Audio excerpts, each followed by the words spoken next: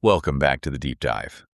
I want to start today by asking you to imagine a specific kind of professional nightmare. And it's not the one where you show up to a big meeting without your pants or something like that. It's much more subtle and honestly a lot more dangerous. I think I know where you're going with this. It's the kind of nightmare where on paper, everything looks great. All the numbers are up, but the business is just quietly dying. Exactly. Picture this. You're a CMO, maybe a founder, or just, anyone responsible for growth, and you have followed the playbook to the letter. You hired the expensive SEO agency. You've written these definitive long-form blog posts on every single topic in your niche. You've played the Google game? You played the Google game perfectly. You're ranking number one for all your target keywords. You're sitting there, you're looking at your analytics dashboard, and it's just green arrows pointing up. Everything looks perfect. You should be popping the champagne. Right. And in the old world, and by old, I mean like 2022, that was it. That was the finish line. You won the game. Right. But here's the twist. A massive potential buyer, the kind of client who can make your entire fiscal year, sits down at their computer. But they don't open Google. They don't type in best enterprise logistics software into that little search bar. They open ChatGPT or Claude or Perplexity. Yeah. And they type a whole paragraph. They say something like, okay, I need a logistics partner who specializes in cold chain storage for pharmaceuticals, specifically in the Midwest, and they have to have specific API integrations with SAP. Who is the best? And this is the crucial part. The AI doesn't give them a list of 10 blue links to click on. It doesn't say, here, you do the work. It gives them an answer. It synthesizes a recommendation. It says, based on your criteria, here are the 3 best options, and it actually explains why. And here is the kicker, the absolute heart of the nightmare. Your name is not on that list. You, the company that's ranking number 1 on Google, you're completely invisible to this buyer. And the terrifying part is your analytics dashboard will never tell you that. You don't get the call. And that right there is what the researchers at Zen Media are calling the silent crisis. It's a silent crisis in B2B marketing, but really it applies to anyone who wants to be found online today. We are witnessing this fundamental handover in how the world accesses information. We are moving from the era of search engines to the era of answer engines. And that shift is exactly what we are going to unpack today. We really need to understand why being number 1 on Google might not matter anymore, and how to survive in a world where a machine is deciding if you're even relevant. Mm-hmm. And to help us navigate all this, we've pulled together a really heavy stack of research. It's a fascinating mix today, actually. We've got that big report from Zen Media, which is all about answer engine optimization, or AEO. Then we have a very dense, but I think brilliant academic paper from MDPI on something called AI ambidexterity. AI ambidexterity. Okay. Yeah, it's all about how your brain and your entire business structure need to change to survive this. And then to ground all of this in reality, we have a report from the Thomson Reuters Foundation. And that one takes us to the front lines. It looks at how journalists in the Global South are actually using these tools on the ground right now. That's the perfect triad, isn't it? You have the external battle, which is how to get found. Mm-hmm. Then the internal battle, how do you organize your strategy for this? Mm-hmm. And then the real world application. What happens when people actually start using these tools every day? Exactly. It covers the how, the why, and maybe most importantly, the so what. So let's start with this silent crisis. Let's dig into that shift in discovery. I want to drill down on the difference between a search engine and an answer engine, because I think a lot of people just assume, it's just a smarter search bar. But it's not, is it? No, not at all. It's a fundamental shift in function, in its very purpose. Think about how you used the internet, say, 5 years ago. Google was basically a librarian, a very, very efficient librarian, but a librarian nonetheless. You'd walk in, you'd ask for a book on logistics, and the librarian would point to a shelf and say, okay, here are 10 blue links. Good luck. Right. The burden of work was on me. I had to click the links, I had to read the landing pages, open 5 different tabs, try to compare the pricing in my head, and maybe, if I was really diligent, I'd make a spreadsheet. Exactly. Google provided the directory. You provided the intelligence, the synthesis. Now look at an answer engine. When you ask Claude or Perplexity that same complex question, it's not acting like a librarian. It's acting as a consultant. You paste in your context, your constraints, your really specific needs, and it goes out and reads the internet for you. It synthesizes the information. And crucially, it makes a judgment call. That distinction, librarian versus consultant, that's huge, because a librarian is supposed to be neutral. A consultant has an opinion. They have a recommendation. Precisely. Search engines list links based on, relevance algorithms and backlinks, things we've understood for years. But answer engines, they decide what's worth surfacing. They're building what the report calls authority graphs. They aren't just looking for who has the most links, they're looking for who they trust. And if the AI doesn't trust you, or even worse, if it doesn't even know you exist in its semantic map of the world, you aren't just ranked on page 2. You are omitted. You're just gone. That is the nightmare scenario, being omitted. Okay, so our mission for this deep dive is to unpack how we avoid that fate. We're going to cover 3 massive pillars from the research. First, these new rules of visibility, how to dominate answer engine optimization and avoid what they're calling visibility debt. Second, the strategic brain, how to balance automation with real innovation. And third, that global case study on journalism to see what this looks like in the wild. All right, let's get into the invisible war. Section 1. Answer engine optimization, or AEO. Let's just get this out of the way. Is this just SEO with a fake mustache? Is it the same old game with a new buzzword? Definitely not. And the Zen Media report is very, very firm on this. It's a different paradigm. Think of it this way. Traditional SEO is about building roads and signs. You build backlinks, those are the roads. Use keywords, those are the signs. And you're trying to direct a driver, which is Google, to your destination, your website. Okay, that makes sense. But AEO, it assumes the driver is an AI. And this driver, it doesn't click, it doesn't scroll, it doesn't get bored or distracted. It scans everything almost instantly, and it generates answers based on deep patterns of credibility that it finds across the web. So if I optimize my blog post with the perfect keywords, the AI just doesn't care about that anymore. Well, it cares, but not in the way you think it does. It's not looking for keyword density. That's an old school metric. It's looking for something they call machine digestible authority. I love that phrase, machine digestible authority. But I also have absolutely no idea what it actually means in practice. Break that down for me. Okay, so think of an AI at its core as a pattern recognition machine. It scans the entire public internet to understand the relationships between different concepts, different entities. So if you just have one blog post about, say, cybersecurity compliance, that's a single lonely data point. It's weak. The AI might see it, but it doesn't necessarily trust it as a definitive source. It's just noise. It's just a whisper.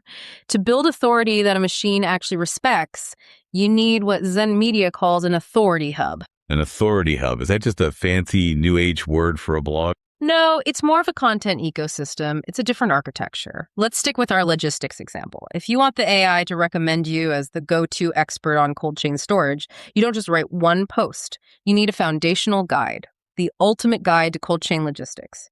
Then, linked directly from that, you need subages on really specific topics like audit trails for pharma shipments. And then you need structured comparison tables, comparing different refrigeration units. Then you need expert reviews, maybe some case studies. So you're building a web of content all interconnected. You're building a knowledge graph. That's the key. You're creating a structure that is so dense and so interconnected that when the AI crawls it, its internal logic says, okay, this entity, this company understands this topic holistically. You are proving through structure that you know the entire territory, not just the tourist spots. So it's about depth and structure.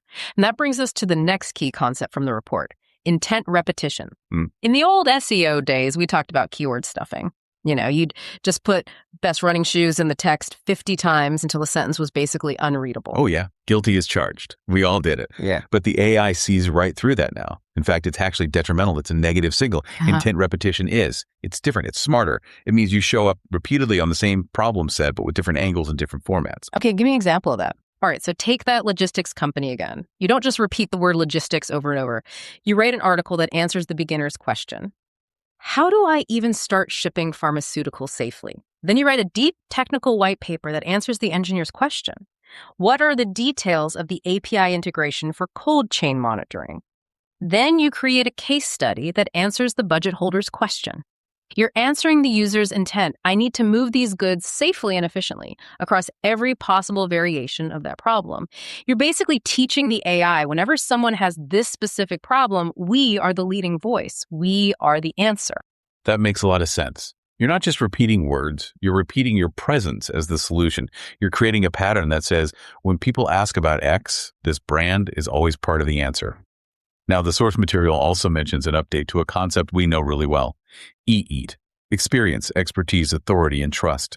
We've heard this from Google for years. How has AI changed it? It's basically turned EEAT from a set of guidelines into a hard litmus test for the large language model. Let's break it down. Take experience. In the past, maybe that meant you had a bio on your website that said, I've been a plumber for 20 years. Right. Just some text on a page. You just stated it as a fact. Now, the AI wants what the report calls demonstrated relevance. It wants evidence. It's looking for case studies with specific numbers, benchmarks, hard data. It wants to see a digital footprint that proves you haven't just said you did it, but that there's verifiable proof of you doing it. Okay, so it's show, don't just tell. On steroids. Exactly. And then there's authority. Now, this is the real kicker, and this is where I think a lot of businesses are going to fall down.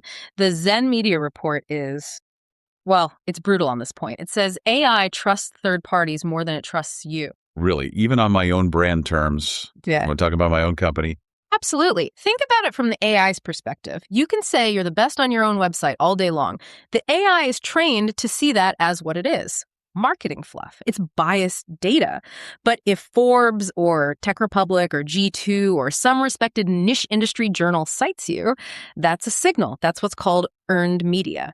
If trusted, neutral sources cite you, the AI treats that as a confirmed fact, not a claim. The report explicitly says, and this is a quote, That's profound. It really is like high school popularity. It doesn't matter if you walk around telling everyone you're cool. It only matters if the cool kids say you're cool. It's the perfect analogy. And finally, you have trust. And in this new model, trust is all about consistency. If your website says you offer 24/7 support, but your LinkedIn page says your office hours are 9 to 5, and the third-party review site says support is really hard to reach, the AI sees what it calls unstable information. It gets confused. It sees a conflict, a contradiction. And when an AI sees a conflict in its data, its programming often tells it to discard the information entirely. It does this to avoid hallucinating or giving a confidently wrong answer. So having perfect consistency across the entire web, your site, your socials, your reviews everywhere is now effectively a ranking factor. That is a whole new level of brand management. And we haven't even touched the really technical side of things. I saw the term schema markup in the nose. And I have to admit, my eyes tend to glaze over whenever I hear the word markup. Is this something that only the developers in the back room need to worry about? No, absolutely not. Marketers and business leaders have to understand this now, even if they aren't the ones writing the code. Schema markup is the connective tissue for all of this. Think of the internet as this massive, messy library where all the books have been thrown on the floor and all the covers have been torn off. Just total chaos. That's the internet to an AI without schema. It has to read every single page from top to bottom just to guess what it is. Is this a recipe? Is it a product page?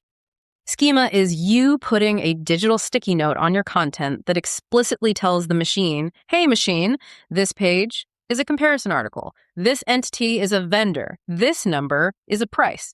This text is a review. So you're labeling all the data for it. You're making its job easier. Exactly. You are spoon-feeding the AI structured data. You are reducing the friction required for it to understand you.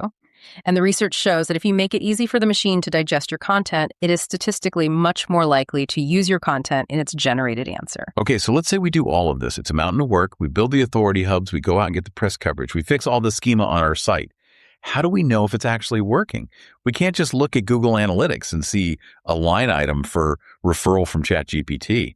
It doesn't work like that. No, it doesn't. And this is the new measurement crisis. You can't track click-through rates because often nobody clicks anything. They just read the synthesized answer in the chat window and they close the tab. The interaction is over. So the Zen Media report introduces a concept they call the BAIV, the Brand AI Visibility Index. The BAIV. Sounds very official. How do we calculate it? It's essentially a new kind of brand audit. You can't just wait passively for traffic to show up. You have to actively interrogate the AIs. This means firing thousands of different buyer stage prompts at all the major engines. You have to ask Claude, who provides the best MDR cybersecurity for small businesses? You ask Gemini, compare company A and company B on price and features, and then you have to log and analyze all the results. So you have to constantly simulate being the buyer. Yes. You have to measure. How often do you even come up? What's the sentiment? Are you the first recommendation or just a footnote? Are the facts it states about you even correct? It's a constant, active process. And what happens if you don't do this? If you just ignore it and keep focusing on Google? Then you accrue what the report calls visibility debt. Visibility debt. That sounds incredibly expensive. It is the most expensive debt you can have right now. Think about it. Every single day that your competitor is being cited by these AIs, the AI is reinforcing the neural pathway to their brand. It's learning that they are the correct answer to a user's problem. If you aren't in that loop, you aren't just standing still. You are being actively erased from the model's understanding of your industry. You're becoming harder and harder to insert into the conversation later because the model has already formed its opinion on who the leaders are. That's a chilling thought. Being erased from the future knowledge base of the world because you didn't teach the machine who you were today. It is the silent crisis. It's happening right now, whether you see it or not. Okay, let's unpack that. That is the external fight. That's the battle for visibility, for how we get found.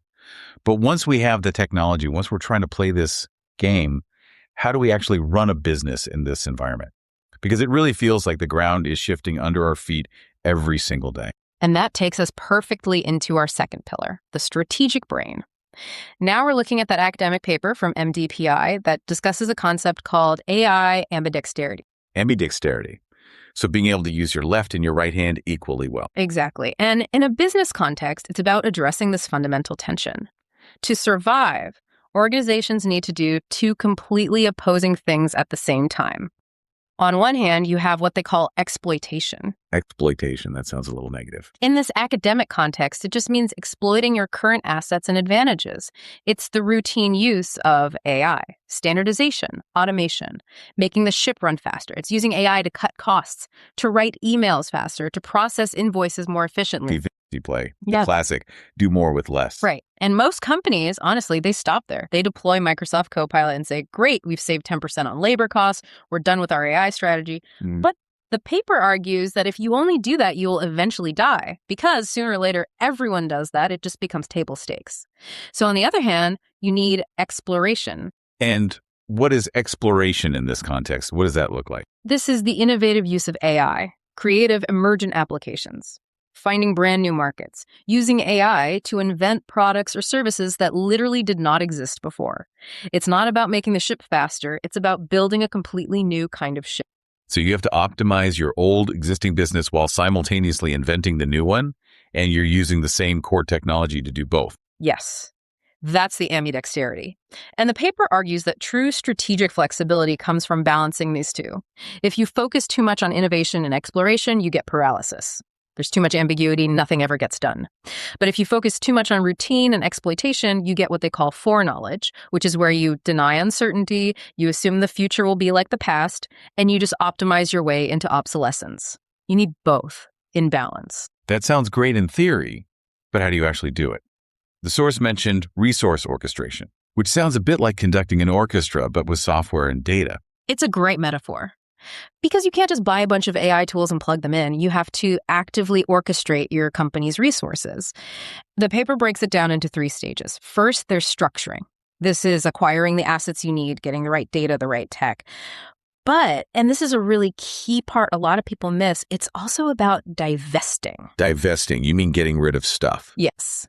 Getting rid of bad, messy data, getting rid of outdated code, getting rid of legacy systems that don't talk to the new AI platforms. You have to clear the decks before you can build something.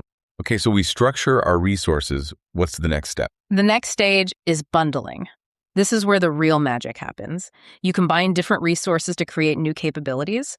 The paper lists 3 ways to do this. You have stabilizing, which is just small, incremental improvements. You have enriching, which is about learning new skills. But the most exciting one is pioneering. Pioneering, tell me about that. Pioneering is about combining previously unrelated data to generate brand new insights. It's taking your customer support chat logs and combining them with, say, public weather data and realizing that people buy more of your product when it rains, and then having the AI automatically adjust your ad spend based on the forecast. It's connecting dots that a human would never see because the data sets usually live in completely different departments in different silos. And that's where the true innovation, the exploration comes from, connecting those silos. Exactly. And then the third and final stage is leveraging. This is simply mobilizing those new capabilities to actually create value for the customer and for the business. So we're orchestrating resources. Yeah. But what exactly are these resources we're talking about? Is it just computers and software? No, and this is what the paper calls the resource trinity. It's 3 distinct categories. First, you have the tangible stuff, the data, the infrastructure, the money. That's the easy part to understand.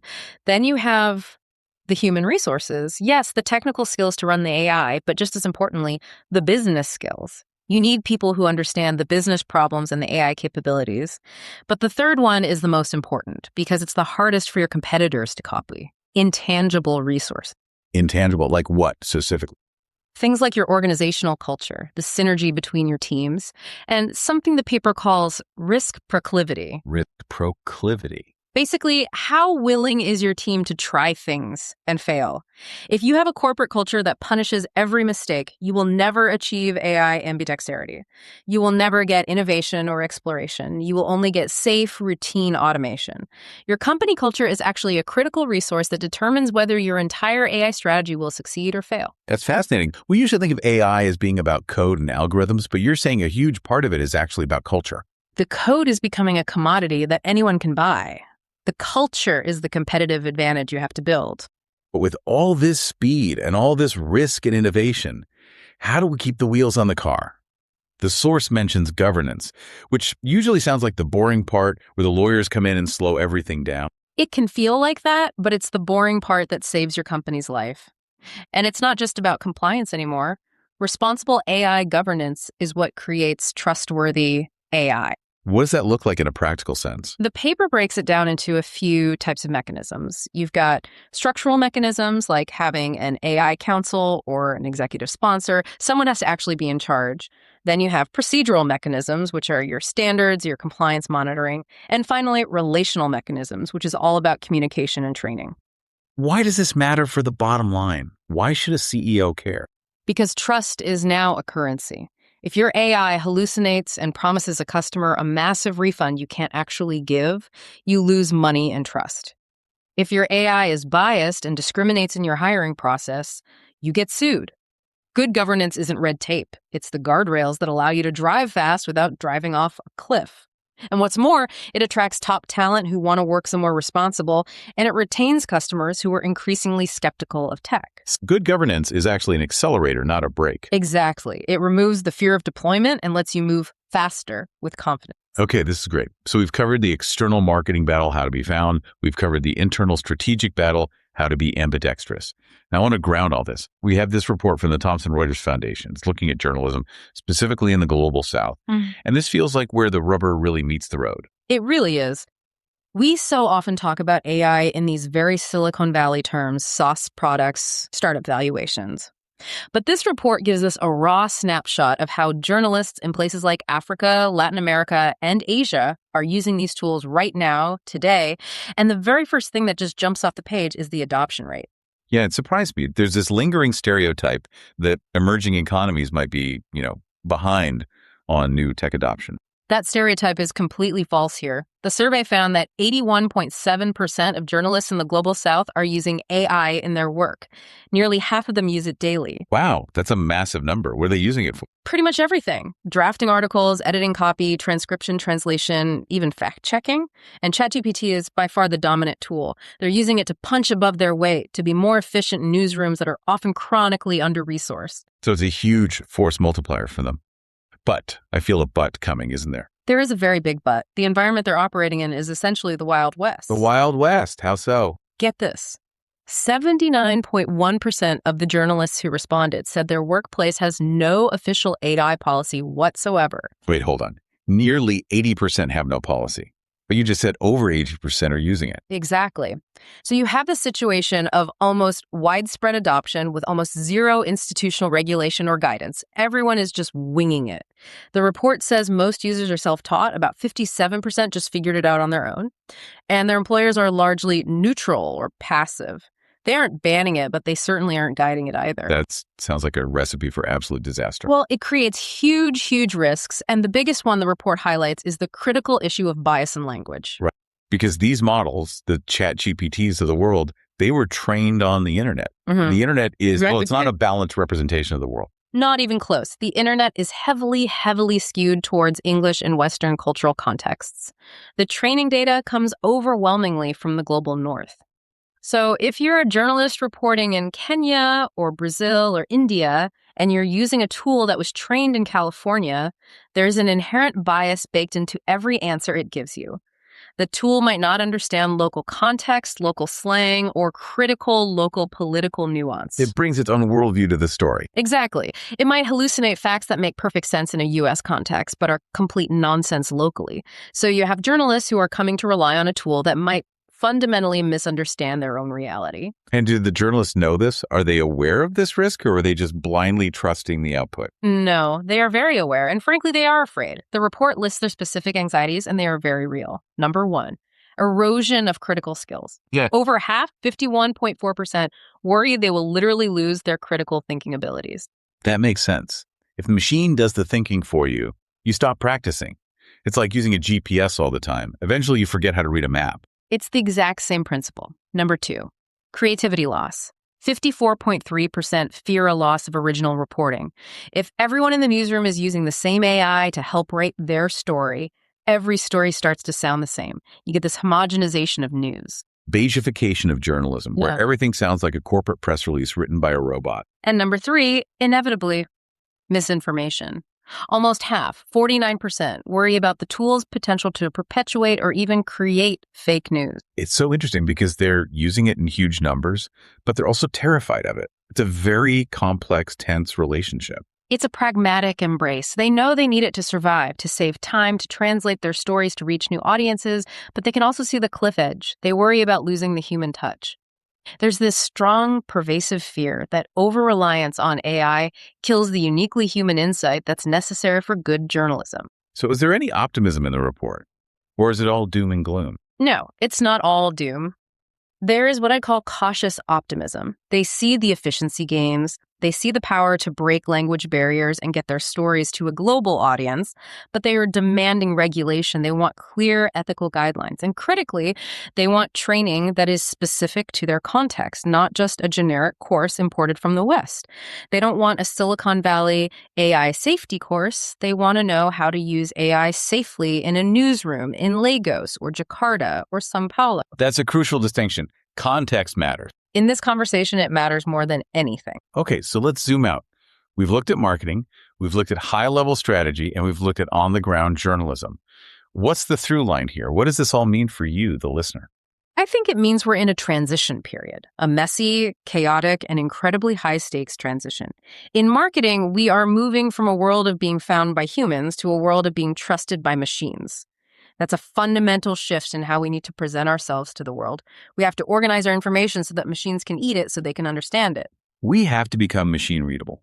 In strategy, we're moving from static 5-year plans to this state of ambidexterity where you have to manage the old and invent the new simultaneously. You can't just run the business anymore. You have to reinvent it in real time. Yeah, to become strategically flexible. And in society, when we look at the journalists, we see a world that is racing to adopt these powerful tools to stay efficient and competitive.